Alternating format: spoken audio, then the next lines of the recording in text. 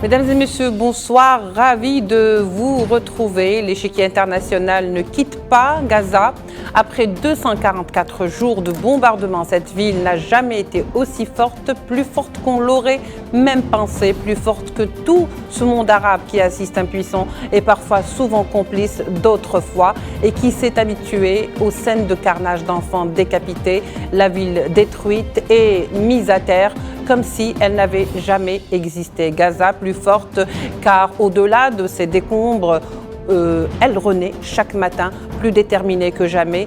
La vie est plus forte que la mort, mais il est facile de parler lorsqu'on est loin, derrière nos télévisions, à regarder le massacre en direct. Aussi, pour lutter contre l'inertie, nous continuerons aujourd'hui à parler de Gaza autrement qu'ailleurs et nous continuerons également à dénoncer ce que d'autres tentent de cacher. Au moins 37 morts sont tombés en martyrs dans un bombardement sioniste sauvage sur un camp de déplacés endormis dans la nuit de mercredi à jeudi. Pendant ce temps, Biden, le président américain, demande au Hamas une réponse rapide à sa proposition, une façon peut-être de mettre la balle dans le camp de Hamas. Retour sur ce génocide du XXIe siècle.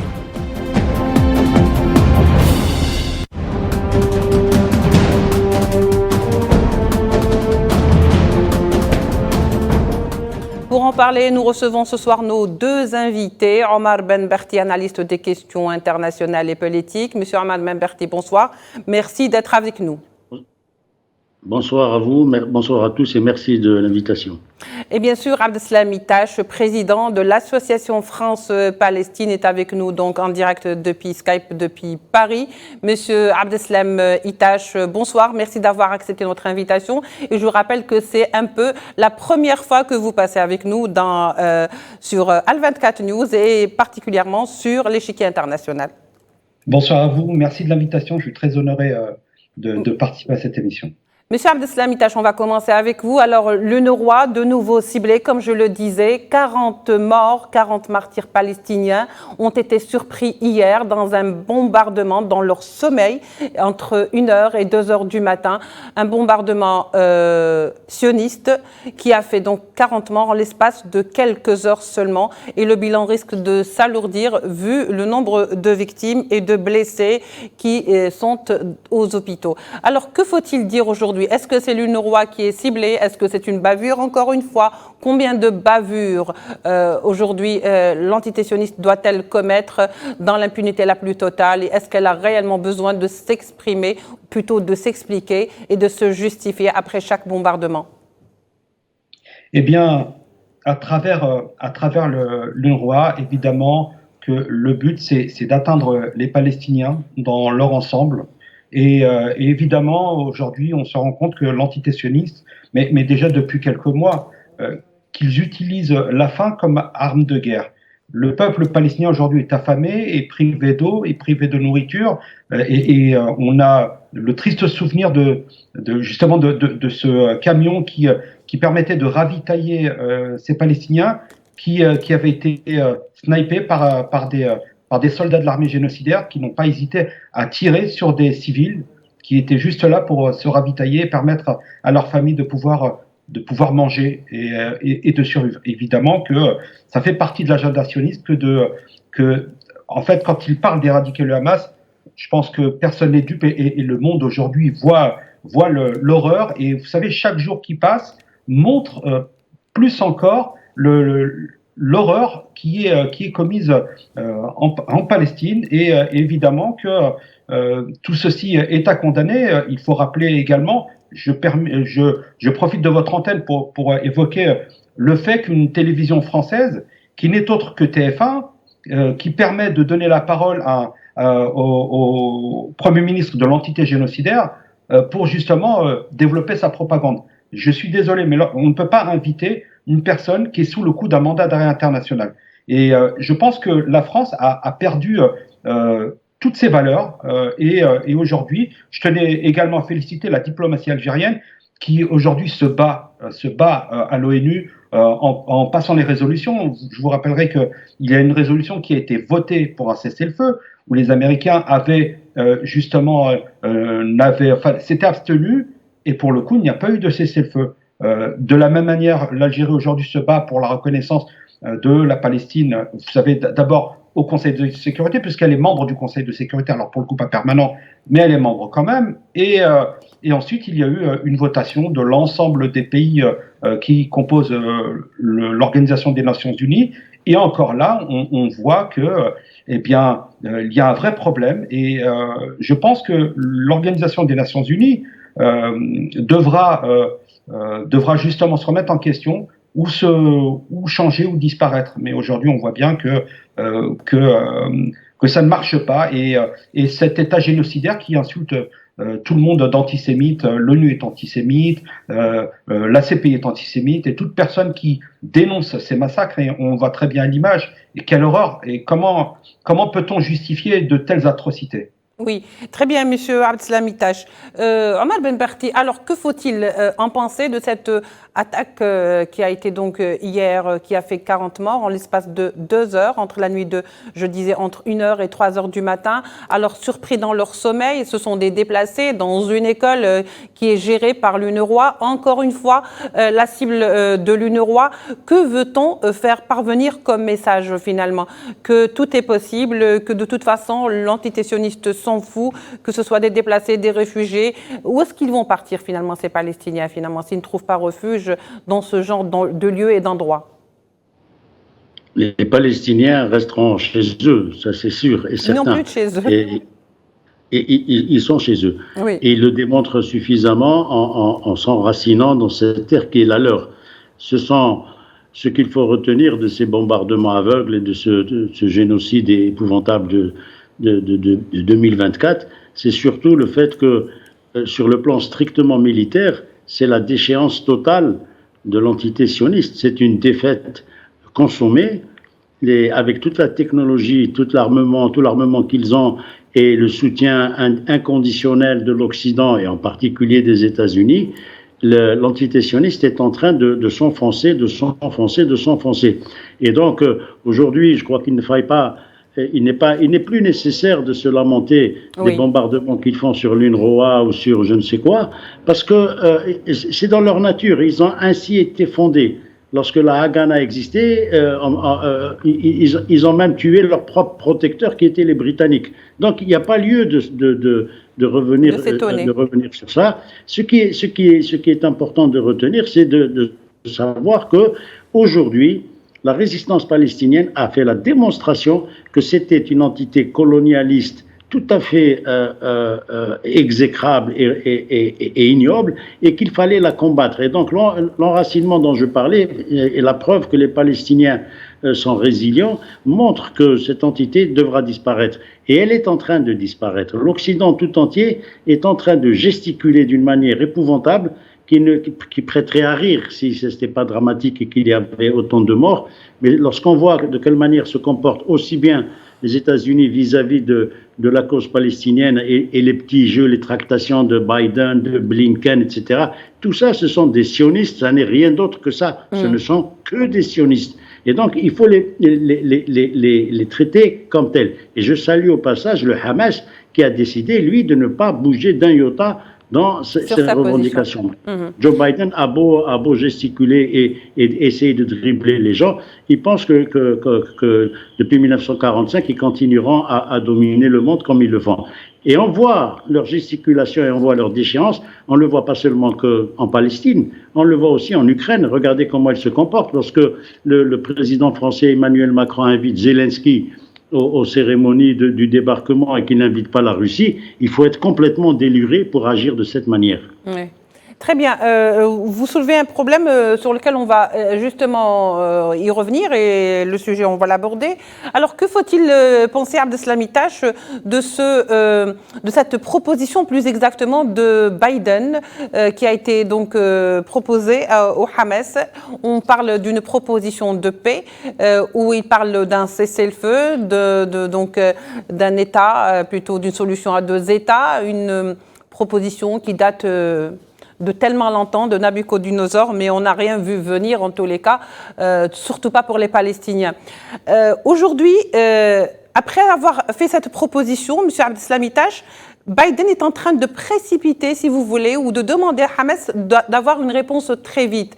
Est-ce que c'est une façon de dire que finalement la balle est dans le camp de Hamas et que si les bombardements continuent, c'est parce que tout simplement Hamas ne veut pas faire la paix? D'abord, pourquoi cette précipitation? Et Oui. vous savez, chez nous, on a un adage qui dit lorsque c'est flou, c'est qu'il y a un loup. Et qu'évidemment, je tenais quand même à vous rappeler que il y a, et vous avez bien eu raison d'évoquer les 244 jours, qu'il y a 244 jours de cela, 9 il n'était mois, pas question presque. de discuter, oui, 9 mois absolument, de discuter avec le Hamas. Aujourd'hui, la preuve est que le Hamas est incontournable et qu'il s'embourbe en fait dans un problème. Vous savez, cette légende de la guerre des 6 jours est complètement anéantie. Pas seulement, aussi l'image de l'entité sioniste. Aujourd'hui, le monde réalise ce qu'est le péril sioniste, puisqu'ils se rendent compte, les uns et les autres, que cette entité génocidaire a un pouvoir d'influence dans leur propre pays. Vous savez, aujourd'hui, les positions des gouvernants sont une chose et les peuples s'en ont une autre. Et aujourd'hui, on voit bien aux États-Unis des gens qui manifestent dans les universités, qui font des blocus, qui sont souvent réprimés par les forces de l'ordre et qui continuent justement à clamer haut et fort que les Palestiniens ont le droit à leur territoire, à leur terre. Et je vous rappellerai que l'entité génocidaire qui prétend vouloir la paix, je vous rappellerai d'abord Camp David, les accords d'Oslo, le plan de partage, que les Palestiniens ont renoncé, et je pense à l'OLP, avaient renoncé au combat armé, justement pour négocier. Quand on voit aujourd'hui la carte de ce qu'est devenu la West Bank, la Cisjordanie, qui a été complètement grignotée par les colonies, aujourd'hui, ce que vit Gaza est juste insupportable. Et on voit bien qui cherche, qui veut la paix et qui veut la guerre. L'entité génocidaire veut tout simplement toute la Palestine. Et il n'est pas question de ça. Les Palestiniens ont le droit de se défendre. Pour le coup, eux ont le droit de se défendre, contrairement à cette entité génocidaire. Alors, pas la Cour pénale internationale, mais la Cour internationale de justice avait quand même parlé d'intention génocidaire et que manifestement, les choses continuent. Et que derrière toutes ces palabres de plan de paix ou autre, je pense que la malice qui est derrière, c'est seulement de gagner du temps et continuer à tuer du Palestinien. Très bien. Monsieur Omar Ben Barti, alors il s'agit d'une proposition qui donc a été appuyée par d'autres pays, comme par exemple la Bulgarie, comme le Brésil, d'autres pays occidentaux. Alors on est en train de sommer le Hamas de trouver, d'aller vers un cessez-le-feu, d'accepter le cessez-le-feu. Donc finalement, on a l'impression que pendant 9 mois de guerre contre Gaza, c'était le Hamas qui bombardait et qu'aujourd'hui, tout le monde demande à Hamas d'arrêter et de faire un cessez-le-feu, alors que tout le monde sait que le pouvoir de décision n'est pas réellement entre les mains de Hamas, que Hamas n'est qu'une partie de cet échiquier. Tout à fait, vous avez parfaitement raison. C'est le jeu, si je peux me permettre cette maudite expression, mais le jeu actuel de vouloir faire porter le chapeau au Hamas, c'est éculé, c'est presque infantile de vouloir dire c'est le Hamas et on veut inverser la tendance, dire que la balle est dans le camp du Hamas. La balle n'est pas dans le camp du Hamas. Le Hamas ne fait pas que se défendre. Le Hamas, il est depuis 17 ans, la bande de Gaza, elle est sous embargo. C'est une prison à ciel ouvert. Il y a 2 millions de personnes qui vivaient sous le seuil minimum de pauvreté. Et donc, maintenant, on tient un discours où on essaie de faire croire que c'est le Hamas qui doit donner une réponse à une feuille de route, mais l'entité sioniste a dit niet. Il a bien répondu, le Benjamin Netanyahou et sa bande de fous psychopathes qui gèrent avec lui ce gouvernement. Il a bien dit qu'il n'était pas question, et le chef d'État et le ministre de l'armée, je ne sais plus comment il s'appelle, israélien, sioniste, a dit que nous ne négocierons jamais autrement que sous le feu, que sous la guerre. Donc, eux, ils sont clairs dans leur discours. Et le Hamas est très clair aussi. C'est tout le baratin qui se développe autour de ça, et surtout à travers les diplomates, entre guillemets, occidentaux, qui essayent de faire croire que c'est le Hamas qui maintenant doit donner une réponse. Non, c'est pas vrai. Le Hamas a donné sa réponse il y a fort longtemps et le 7 octobre, ça n'était que la manifestation d'une situation impossible à vivre. Oui. Ça fait 47 ans 75 ans depuis 1848 que ce peuple vit sous colonialisme. Il n'y a pas lieu de changer les termes de référence du discours que nous essayons de tenir.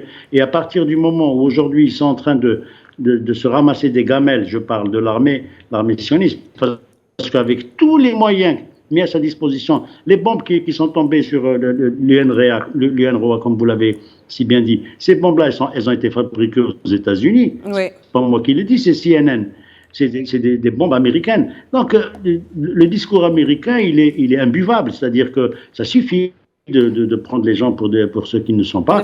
Et aujourd'hui, nous sommes face à une situation dans laquelle il y a lieu maintenant que les opinions, tout à l'heure notre ami palestinien l'a bien dit, les peuples du monde entier sont en train de voir l'hypocrisie, la haine que développe l'entité sioniste vis-à-vis des peuples avec lesquels elle est censée vivre.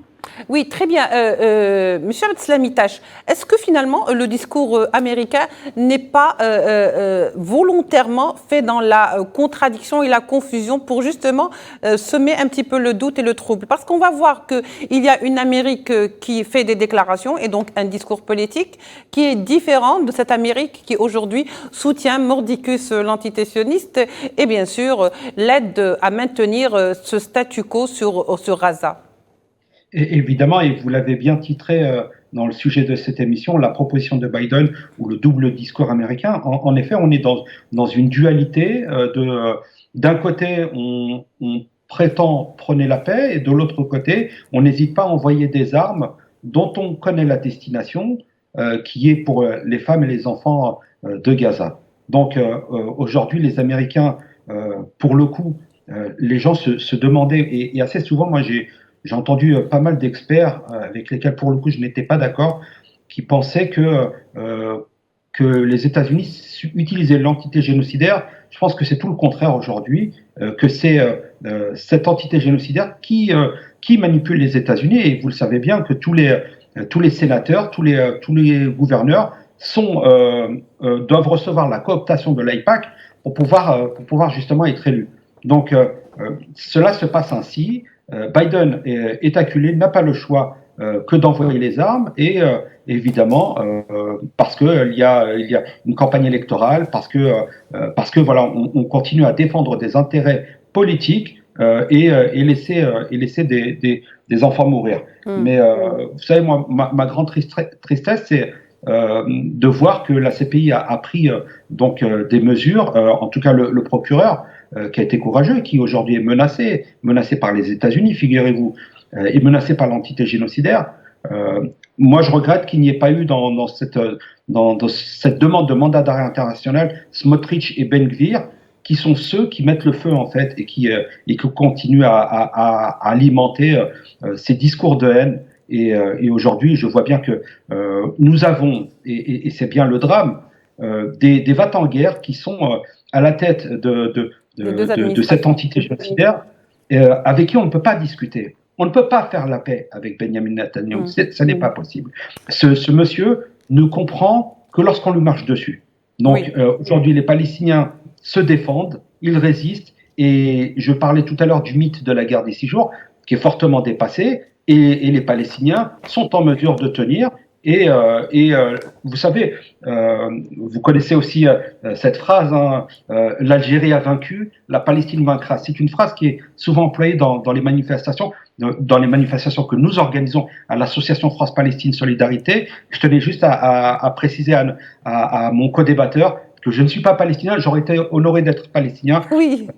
Je suis franco-algérien, mais ça ne m'aurait pas posé problème d'être palestinien. En tout cas, je le suis avec le sang. Dans le cœur. Oui, en tous les cas, dans le cœur, on est tous palestiniens. Et d'ailleurs, l'association France-Palestine, qui a toujours œuvré pour la défense des droits des Palestiniens, et j'ai une petite pensée à Bernard Ravenel, qui était donc votre prédécesseur, je pense, et qui donc, on l'a perdu en 2022, si je ne me trompe pas. Omar Ben Barti, finalement, cette proposition dite américaine, elle n'a rien ramené de plus lorsqu'on lit les clauses, de plus que ce qui a déjà été proposé au départ de cette guerre contre Gaza. Donc pourquoi aujourd'hui cette proposition devient-elle tellement intéressante que tout le monde voudrait faire plier le Hamas pour qu'il l'accepte, alors que dès le départ, il n'y a absolument aucune garantie pour le Hamas. Qu'est-ce qui dit qu'aujourd'hui, si Hamas accepte cette proposition, il sera épargné et le peuple palestinien sera épargné, parce qu'on parle de libération des otages, on parle d'un cessez-le-feu, d'une trêve, et pendant ce temps, on continue de bombarder quand même, parce qu'il n'y a aucune garantie. Alors, qu'est-ce qui fait qu'aujourd'hui, il y ait une garantie réelle? Et c'est ce que craint justement Hamas. C'est pour ça qu'il y a encore des hésitations. Oui, Hamas ne craint pas. Hamas sait pertinemment que les États-Unis tiennent un double langage et un double discours, comme vous l'avez si bien dit, et qu'ils ne font que gagner du temps. Ils veulent sauver le soldat Benjamin Netanyahou, sans plus. Parce que, nous sommes tous palestiniens de cœur, c'est vrai. Je dirais à notre ami de l'association France-Palestine que ce n'est pas tant le fait que l'Algérie ait fait une grande guerre de libération, mais toujours est-il qu'aujourd'hui, nos amis palestiniens sont en train de marcher sur ce chemin. Ils doivent faire cette guerre, ils doivent payer le prix. Et le Hamas le sait parfaitement. Le Hamas, c'est la résistance palestinienne. Ce n'est pas que le Hamas, c'est l'ensemble du peuple palestinien qui est en train de résister de manière à dire à cette entité sioniste, vous n'êtes pas chez vous. Maintenant, ce qui se passe à travers le monde, c'est qu'il y a une dégringolade des valeurs de ce qu'appelait tout à l'heure notre ami les valeurs de l'Occident. Ils n'ont pas de valeurs, ces gens. Ils n'ont jamais eu de valeurs, sinon il n'y aurait jamais eu le colonialisme. Ils nous ont fait croire qu'ils avaient des valeurs. Ils nous ont fait croire qu'ils avaient créé des institutions financières internationales. Pardon ? C'est un leurre. C'est un leurre, tout à fait, ce sont des leurres, mais les leurres, ça ne marche plus. Nous sommes en 2024, il y a Algérie 24, il y a d'autres chaînes de télévision qui disent d'autres vérités, et ces gens-là ne veulent pas entendre ce discours. C'est pas Smotrich et Ben Rafir, tous ceux qui sont... Hier, on a montré des milliers, des centaines de milliers de Moustawtinin, de colons israéliens, qui essaient d'investir la mosquée d'Al-Aqsa. Ils sont des centaines de milliers, mais ils savent pertinemment que le paradis est perdu pour eux. Le paradis est perdu pour eux. Ils doivent foutre le camp et quitter cette terre qui n'est pas la leur. Elle n'a jamais été leur terre. Ils peuvent sortir tous les textes qu'ils veulent du Talmud et de je ne sais trop quoi. Ça n'est pas leur terre. Oui. Et donc, c'est ça que veut obtenir le Hamas et la résistance palestinienne. Sinon, tout le reste, c'est de la poudre aux yeux que nous balancent les diplomates, soi-disant, entre guillemets, encore une fois, pseudo-américains, mais qui sont en vérité des diplomates sionistes. Oui. Abdeslam Itache, il nous reste moins de 2 minutes, il me semble, et je vous laisse donc conclure. Je vous donne le mot de la fin. Très bien, je vous remercie. Moi, je reprendrai une phrase de Oued Boumediene, Allah yarhamou, qui disait nous sommes avec la Palestine, quel est tort ou raison. Et aujourd'hui, le combat, c'est un combat anticolonial. Aujourd'hui, en France, nous nous battons évidemment pour continuer. Vous savez, moi, j'échange avec beaucoup d'amis palestiniens qui sont à Gaza, notamment une Palestinienne qui est dans le camp de Nusayrat, et elle me disait dernièrement, ne nous oubliez pas, ne nous oubliez pas. Et nous, notre combat, c'est de continuer justement à parler d'eux, continuer à manifester. En France, le boycott marche. On voit bien les entreprises comme SFR qui sont sur le point de mettre la clé sur la porte, et nous continuerons quoi qu'il arrive.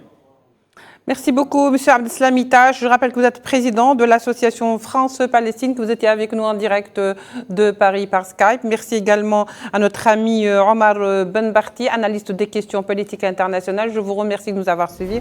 On se retrouvera demain pour un nouveau numéro de l'Échiquier international.